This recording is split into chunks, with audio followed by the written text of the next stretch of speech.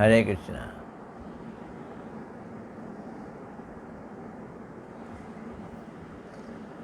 श्रील प्रभुपाद जी के उपदेशामृत।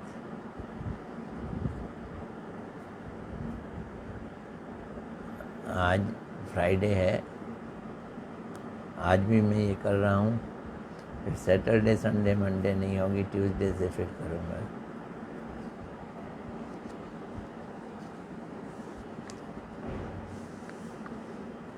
पहले गुरुदेव को प्रणाम करते हैं।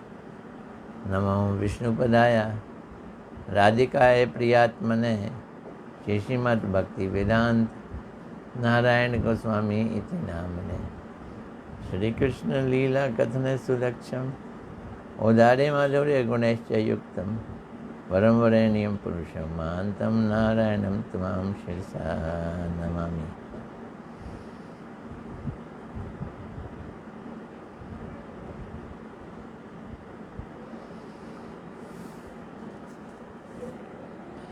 एक बड़ा प्यारा सा प्रश्न पूछा है। कहते हैं समर्पण करो, गुरुदेव को, वैष्णवों को, भगवान को समर्पण करो। तो एक आदमी ने पूछा प्रभुपाद जी से, पूरा ही समर्पण करना पड़ेगा, आधे अधूरे से काम नहीं चलेगा। तो प्रश्न है, क्या पूर्ण रूप से आत्मसमर्पण करने पर ही कल्याण संभव है? पूर्ण रूप से करें, आधे अधूरे से काम नहीं चलेगा। प्रभुपाद जी क्या कह रहे हैं सुनते हैं। अवश्य ही पूर्ण रूप से ही समर्पण करना पड़ेगा, अवश्य ही। श्री गुरुदेव, मेरी मूर्खता, क्या है मूर्खता? श्री गुरुदेव, मेरी मूर्खता, मेरी असंपूर्णता, अधूरापन, मेरी मूर्खता, मेरी असंपूर्णता, मेरे असद विचार और असद विचार की प्रणाली, मेथड, मेरे अस्थिर सिद्धांत, इनको वो अच्छी तरह से जानते हैं। कौन? गुरुदेव। वो कहते हैं ना, कितने पानी में हो तुम पहचान गए। गुरुदेव का यही हाल होता है। वो शिष्य की ये सब चीज़ें जानता है। क्या क्या? असंपूर्णता,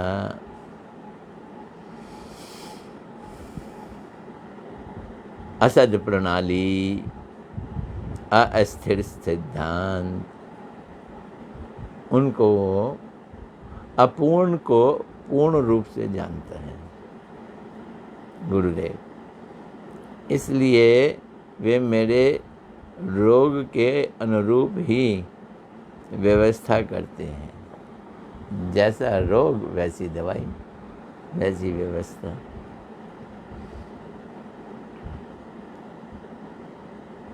जिनके निकट उपस्थित होने से अन्य किसी के निकट जाने अथवा कुछ सुनने की आवश्यकता नहीं रह जाती, उन्हें सद्गुरु कहते हैं। देखो कितनी सुंदर बात है। वो कंप्लीट पर्सन हैं। उनके निकट जाने से फिर और किसी के पास जाने की आवश्यकता और किसी से सुनने की आवश्यकता नहीं रह जाती। वही सद्गुरु हैं। तो यहाँ पे श्रील प्रभुपाद जी सद्गुरु हैं। हम इनके निकट जा रहे हैं और इनसे सुन रहे हैं। आचार्य हैं ना ये हमारे। समस्त मंगलों के भी मंगल स्वरूप भगवान ने मेरा मंगल जिनके हाथों में सौंपा है वही तो सद्गुरु हैं। भगवान है कौन? भगवान मंगल करने वाले हैं। सद्गुरु कौन देते हैं? भगवान देते हैं। सद्गुरु को सौंपते कौन है? भगवान सौंपते हैं। तो जिस मंगल करने वाले भगवान ने मेरे को जिस सद्गुरु को सौंपा है, मैं यदि ऐसे सद्गुरु के चरणों में आधा अधूरा समर्पण करूं, पूर्ण समर्पण ना करूं, तो कैसे काम चलेगा? तो उसके लिए प्रभुपाद जी कह रहे हैं, ऐसे सद्गुरु के चरणों में पूर्ण रूप से समर्पण करके करें तो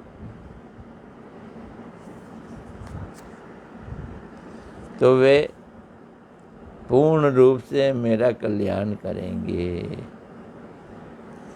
गुरु को चीट करोगे, गुरु तुम्हें चीट कर देंगे। परंतु यदि मैं कपटता करूं, क्या करूं? कपटता करूं। यदि मैं कपटता करूं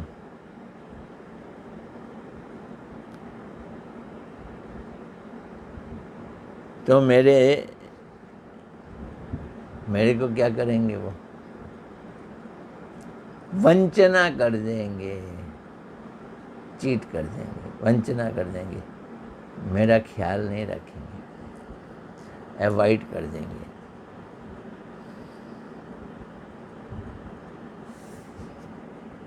वे कहते हैं तू ना मेरा शिष्य बना और ना तूने मेरा शासन स्वीकार किया, और कपटी लोगों के विचारों को सुनने के कारण मेरी बातों को सुनने के योग्य तेरे पास समय नहीं है और कान भी नहीं है। मैं जब कथा करता हूँ तो ये कहता हूँ, मुझे अपने कान दे दो, पूरे कान से और पूरे ध्यान से मेरी बात को सुनना। मैं तो अपने मतलब के लिए कहता हूँ कि लोग सुनेंगे तो बात समझ आएगी उनको, लेकिन एक सद शिष्य को, सदगुरु को पूर्ण रूप से अपने कान दे देने चाहिए। सुनने के योग्य मेरे पास अगर कान नहीं है तो समर्पण कैसे होगा? बोलो, कैसे होगा समर्पण? अतः तू वंचित हो गया, वंचित हो गया। ये एक शब्द याद रख लो, वंचित हो गया। गुरु ने वंचना कर दी।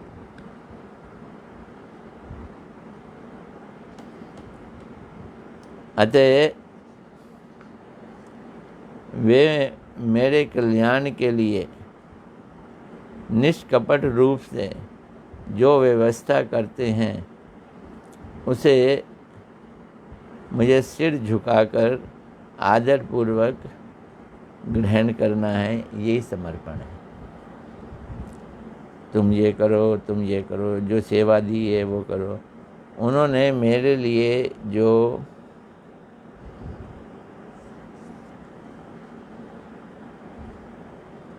व्यवस्था की है उसे सिर झुकाकर स्वीकार करना है। इसे कहते हैं निष्कपट समर्पण। कई लोग कहते हैं गुरु की सेवा कैसे करें? गुरु की सेवा करने के लिए निष्कपट समर्पण होना चाहिए। कपट का मतलब है संसार की इच्छाएं रखना, कपटता है। यही शरणागत के लक्षण हैं। शरणागत के लक्षण हैं ये। अब आगे चलें।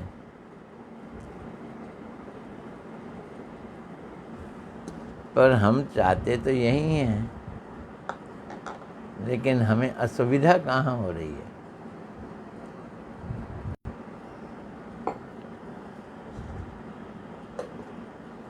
Where is the problem?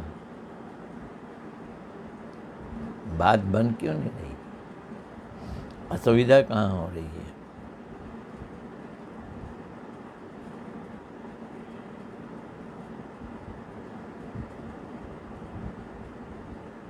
असुविधा ये है, प्रभुपाद जी कह रहे हैं, असुविधा ये है, ये तो दुनिया का हर कोई चाहता है मेरा मंगल हो।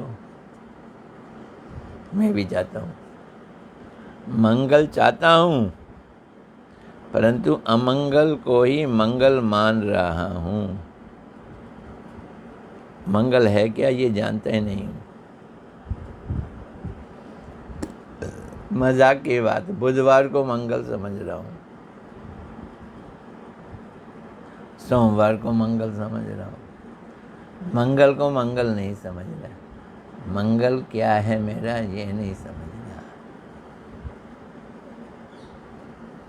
संसारिक काम पूरा हो जाए, बड़ी कृपा गुरु की, बड़ी कृपा। क्या कृपा हो गई?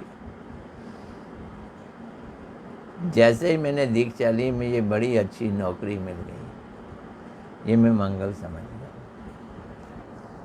हूँ। दूसरा बोला मेरी भी बड़ी कृपा, मैंने गुरुदेव को जब ज्वाइन किया तो उन्होंने मुझे मठ का इंचार्ज बना दिया, बड़ी कृपा। सब गुरुदेव की कृपा है। ये कृपाएं नहीं हैं, क्योंकि हम लोग वास्तव में अपना मंगल जान ही नहीं रहे हैं क्या है।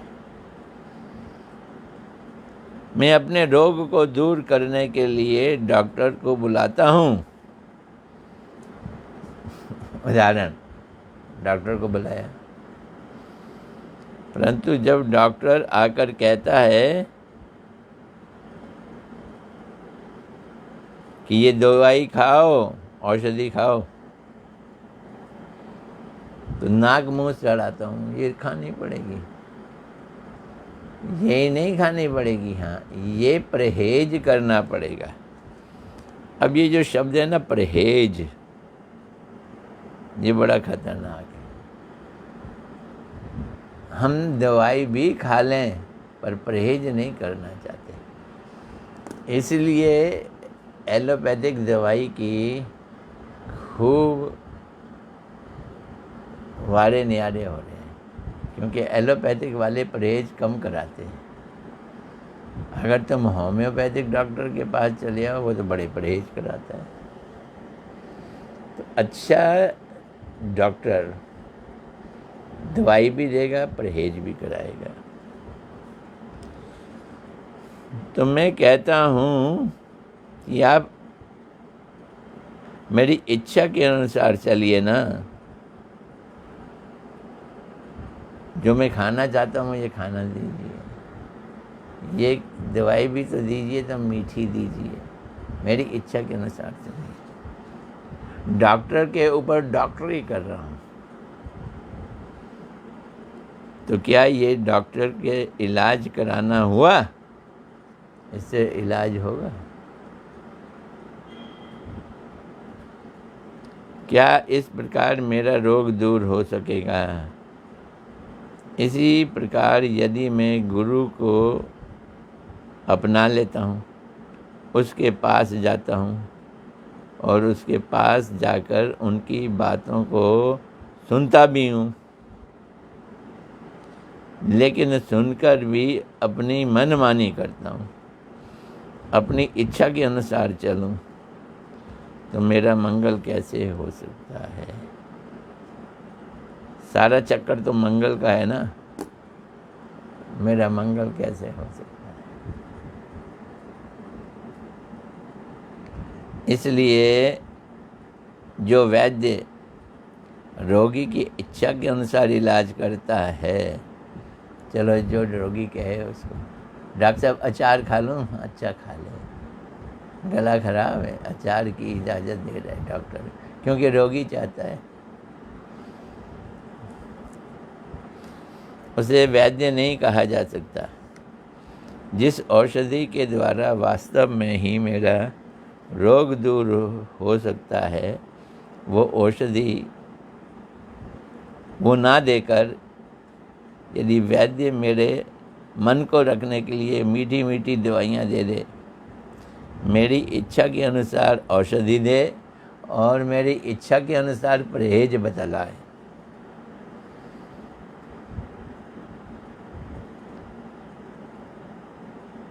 उससे मुझे लाभ की तो बात छोड़ो, तनिक भी लाभ नहीं मिलेगा, रोग भी दूर नहीं होगा। ये बात समझनी है। ये दूसरा प्रश्न है, क्या हमें कहीं पर असुविधा हमारी कहाँ है? हमारी असुविधा है कि हम डॉक्टर के पास जाके दवाई नहीं ले रहे और परहेज को नहीं मान रहे। ये हमारी असुविधा। असुविधा मतलब this is our problem, this is our problem. अगला प्रश्न,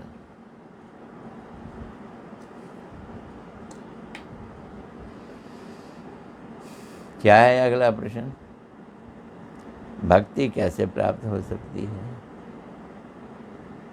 ये बतलाएं कि भक्ति कैसे प्राप्त हो सकती है।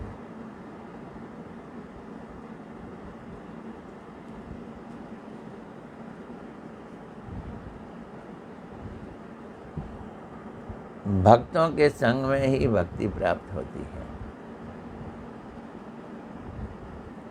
ये बात ध्यान रखें। कैसे? भक्तों के संग में भक्ति प्राप्त होती है। अन्य किसी उपाय से भक्ति प्राप्त नहीं होती।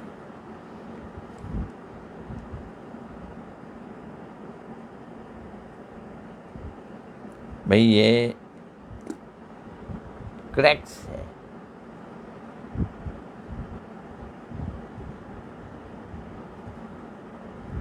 भक्तों के संग में भक्ति मिलती है। कितने भी पापड़ बेल लो, नाम जाप कर लो, कीर्तन कर लो, मंदिरों में चले जाओ, झाड़ू पोंछे लगाओ, सेवाएं करो, पर भक्तों का संग नहीं करो, भक्ति नहीं प्राप्त होती। भक्ति संजायते, भगवत भक्त से ही भक्ति पैदा होती है। कृष्ण प्राप्ति ही जीवों का सर्वश्रेष्ठ मंगल है। मंगल की चरम सीमा, कृष्ण की प्राप्ति, कृष्ण प्रेम की प्राप्ति, मंगल की चरम सीमा। परम सौभाग्य से ही उसकी प्राप्ति होती है। किसकी प्राप्ति होती है? चरम मंगल की, भगवान की प्रेम की प्राप्ति। बहुत मुश्किल है।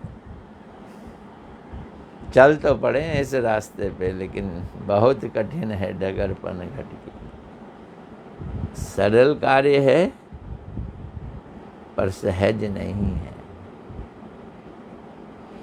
ब्रह्मांड भ्रमण करने की इच्छा समाप्त होने पर जीव भाग्यवान हो जाता है। चैतन्य चरितामृत में से कोट लेके ये बात कही है, हम कई जन्मों से सारे ब्रह्मांड में भटक रहे हैं। ऊपर ब्रह्मा जी बने और नीचे नरक में भी गए। ब्रह्मांड भ्रमिते कोनो भाग्यवान जीव, गुरु कृष्ण कृपा पाए भक्ति लता बीज।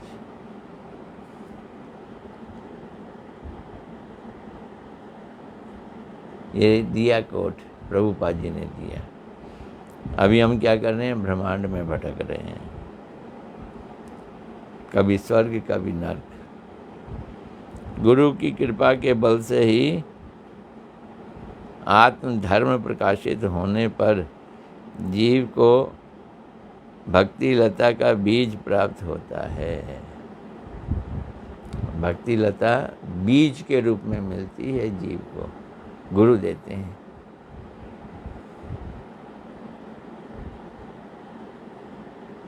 गुरु कृष्ण कृपा पाए भक्ति लता बीज।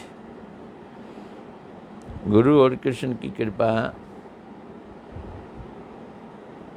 से भक्ति लता बीज मिलता है। गुरु की कृपा से मिलता है या कृष्ण की कृपा से, या दोनों की अलग अलग कृपा से मिलता है? प्रभुपाद जी उसके जवाब में कह रहे हैं, गुरु और कृष्ण भिन्न नहीं है। गुरु भगवान है, आश्रय भगवान, प्रेम के आश्रय भगवान, और कृष्ण विषय भगवान है। दोनों एक ही तत्व हैं, अलग अलग नहीं है, एक ही सिक्के के दो पहलू। अर्थात प्रकट रूप में आनंदित होकर जो दिया जाता है वही प्रसाद का अर्थ है। महाप्रभु जी ने बोला है, ब्रह्मांड भ्रमित कोनो भाग्यवान जीव, गुरु कृष्ण कृपा पाए भक्ति लता बीज। ये जरूरी है। गुरु से भक्ति का बीज प्राप्त होता है।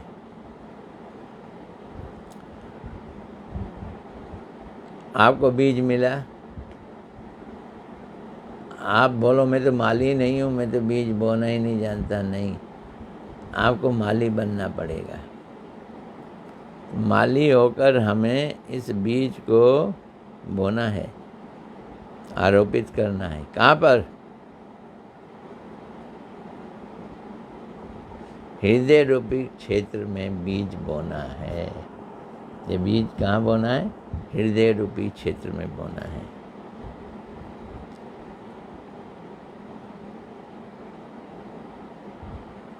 हो गया काम, बीज बो दिया, घर चल दिए, होगा सो देखा जाएगा। अरे पानी नहीं देना, खाद नहीं देनी, ये सब कुछ करना पड़ेगा।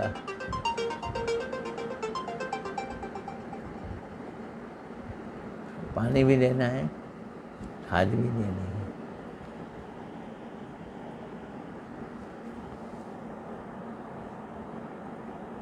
क्या खाद है? पानी क्या है? बीज दिया गुरु ने। किस चीज़ का बीज दिया? भक्ति लता का बीज दिया। हमने उसको बोया। कहाँ पे बोया? हृदय क्षेत्र में। अब उसको श्रवण कीर्तन रूपी जल देना है। जल क्या है? श्रवण रूप। गुरु के पास गए, गुरु की बात सुनी नहीं, गुरु के सत्संग सुने नहीं, गुरु, ये अधूरा रह जाएगा, ये बात अधूरी रह जाएगी।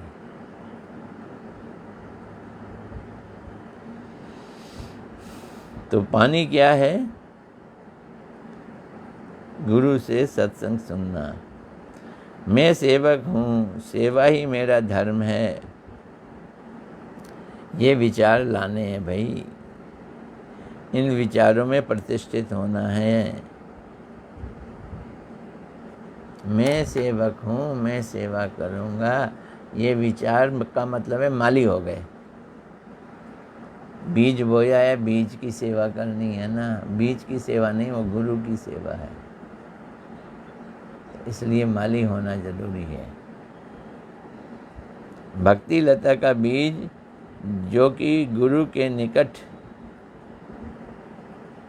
से प्राप्त होता है। गुरु कृष्ण कृपा पाए भक्ति लता बीज। तो भक्ति लता बीज जो गुरु के निकट प्राप्त होता है, कृष्ण ही अहेतु की कृपा करके स्वयं गुरु रूप में आते हैं और उसे वो बीज प्रदान करते हैं। तो गुरु की कृपा है या कृष्ण की? कृष्ण ही गुरु बन के आ जाते हैं भैया। तो ये कृपा कृष्ण की कहो या गुरु की कहो, एक ही बात है। इस बीज को प्राप्त करके हमें कृष्ण सेवा करनी चाहिए। ये भी खाद है, कृष्ण की सेवा करना खाद है। सत्संग सुनना जल है, हमें कृष्ण की सेवा करनी चाहिए।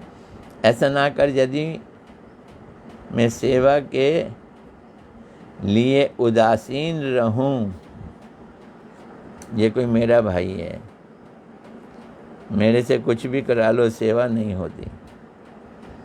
अगर भक्ति करनी है तो मेरे जैसा नहीं बनना, सेवा करनी है। तो अनेक प्रकार की विपत्तियां मुझे घेर लेंगी। भक्ति करेंगे तो विपत्तियां घेर लेंगी? नहीं, अगर मैं सेवा से उदासीन रहूंगा तो विपत्तियां घेरती हैं। सेवा नहीं करना चाहता ना, 100 प्रॉब्लम्स आ जाएंगी। गुरुदेव की कृपा के बल से भजन की समस्त प्रकार की बाधाएं अवश्य दूर हो जाएंगी। बाधाएं आती हैं, भजन में बाधाएं आती हैं, घर वाले बाधा देते हैं। मीराबाई को कितनी बाधाएं आई थी, लेकिन भजन करते जाएं तो भजन की सारी बाधाएं। तुलसीदास के जीवन में कितनी बाधाएं आई। भजन की बाधा दूर होने पर ही हमारे लिए सुविधा होगी, फिर दिक्कत नहीं होगी। बाधा गई, सुविधा शुरू। जब तक संसार के तरह तरह के कामनाएं दिमाग में पड़ी रहती हैं, भक्ति के मार्ग में वो कामनाएं बाधा का काम करती हैं। गुरु के गुण से तथा साधुओं के मुख से ये संबंध बनाए रखना है। गुरु का मुख और साधुओं का मुख, इनसे ही श्रवण कीर्तन, इनसे सुनना होता है। कहा ना, सुनो, श्रवण करो। किससे सुनो? गुरु और वैष्णवों से। गुरु वैष्णव के निर्देश अनुसार कीर्तन इत्यादि ये श्रवण के अंतर्गत आता है। और गुरुदेव के चरण कमलों में से एक क्षण के लिए भी च्युत हो जाने पर हमारे सिर पर विपत्तियों का पहाड़ टूट जाएगा। अच्छा, अब यहाँ 2 बातें लग रही हैं कि गुरुदेव को सुनो और गुरुदेव के चरण कमलों को ध्यान करो। अगर हम ध्यान करना छोड़ देते हैं तो विपत्तियाँ आ जाएंगी। सुने या ध्यान करें? सुनना ध्यान करना ही है। गुरु को ध्यान से सुनना, उनके चरण कमलों का ध्यान करना है। नहीं सुन रहे हो तो चरणों को वैसे ही याद कर लो। ध्यान नहीं टूटना चाहिए, गुरुदेव से कनेक्टिविटी नहीं टूटनी चाहिए। श्रवण कीर्तन ही जल है जिससे भक्ति लता पनपेगी।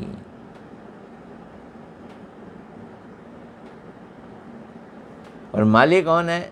जिसे बीज मिला वो भक्त है। तो सींचने वाला गुरु का आश्रित भक्त है। कैसा भक्त है?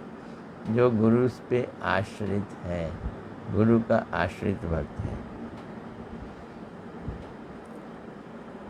विश्रम्भ अर्थात प्रगाढ़ निष्ठा एवं प्रीति पूर्वक सर्वदा गुरु की सेवा करना ही एकमात्र कर्तव्य है। ये भाषा में प्रभुपाद जी की पढ़ के सुना रहा हूँ। हो सकता है आपको हैवी लगती हो, मैं कोशिश तो करता हूँ उसको सिंप्लीफाई करूँ, पर है तो प्रभुपाद जी की भाषा ना। विश्रम्भ भाव से सेवा करनी चाहिए। किसी को जब हम अपना बहुत करीबी मानते हैं, उसके साथ ऊंच नीच का भी नहीं रखते, श्रम्भ भाव नहीं रखते, वो विश्रम्भ कहलाता है। इस विश्रम्भ को यहाँ पर एक शब्द से जोड़ा है, प्रगाढ़ निष्ठा, डीप अटैचमेंट। डीप अटैचमेंट के साथ हमको प्रीति पूर्वक सर्वदा गुरु की सेवा करनी चाहिए। सच्ची बात तो यही है, this is the only duty of a disciple. यही एकमात्र कर्तव्य है, दूसरा कर्तव्य नहीं है।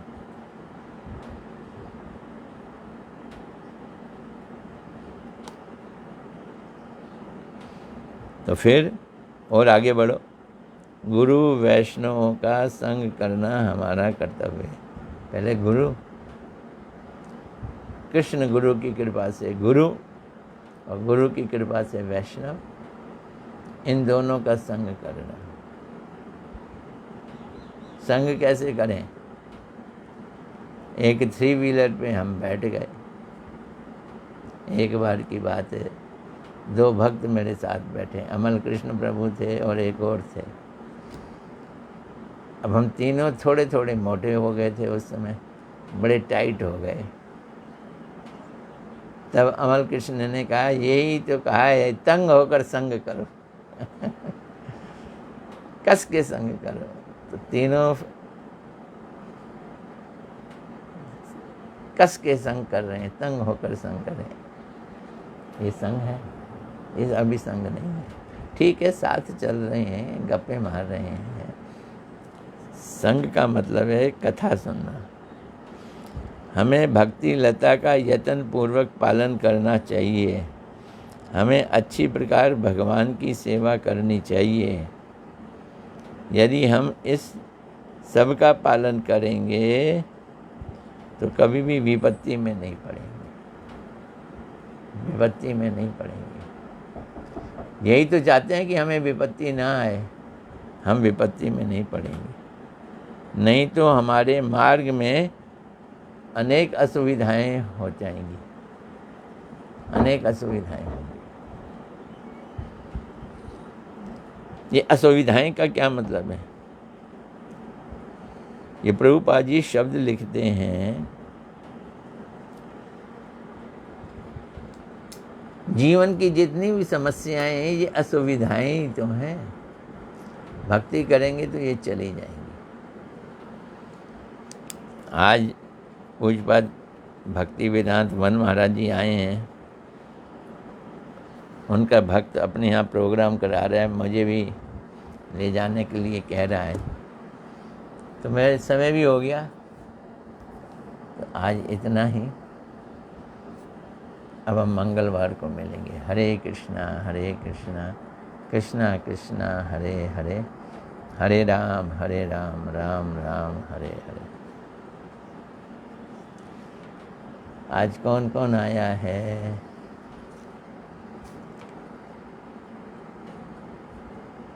अच्छा जी, देखो मेरे को पढ़ने में त्रुटि होती है। एक महिला ने मुझे सुधारा था, कोश वासुदेवा, कोश वासुदेवा। हाँ, अनिष्ठा दुग्गल भी आई है। अनिष्ठा नहीं है, अंशिता दुग्गल। देखो हिंदी भी बोलनी नहीं आती। हमारे तमाल जी की बेटी मनोज शर्मा, वो भी आए हैं।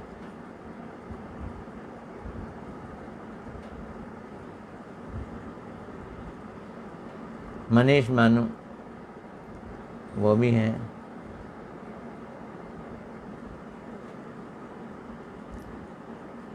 अमिता सूर्यवंशी,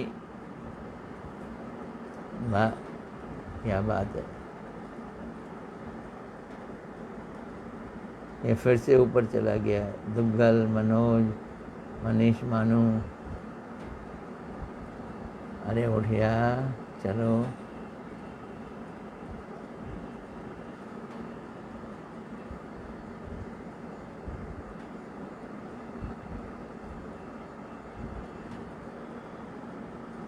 अमृता सेन, ये भी आई हैं। अमिता सूर्यवंशी ये भी हैं। अमिता सेन ने तो 3-3 बार धन्यवाद कहा है।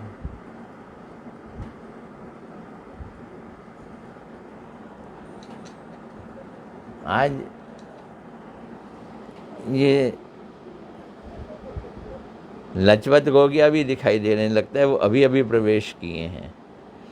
सुन लेना, ये कथाएं बड़ी अच्छी हैं। हरे कृष्णा। मंगलवार को मिलेंगे। हरे कृष्णा।